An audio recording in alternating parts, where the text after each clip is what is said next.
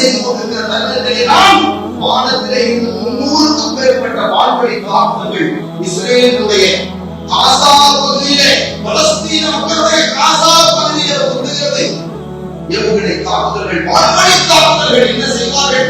சக உணவு வாயிலே, கையிலே அல்லது அடுப்பிலே இருந்து கொண்டிருக்கிறது. எழுந்து செய்து கொண்டிருக்கிற நேரத்திலே 1000க்கு நூற்றுக்கணக்கான தாக்குதல்கள் வந்து விடுகின்றன. ரத்தங்களால் சிதறி கிடக்கிற உடல்கள்.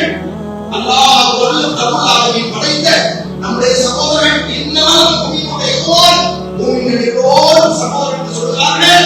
அந்த பூமியின் குற்றுயிரும் கொலையுயிருமாக தாயை தேடி மகனை தேடி தாய் யார் எங்கே செருண்டு கிடக்கிறார்கள். ரத்த நாடுகள் எல்லாம் உடைந்து போயிருக்கிறது.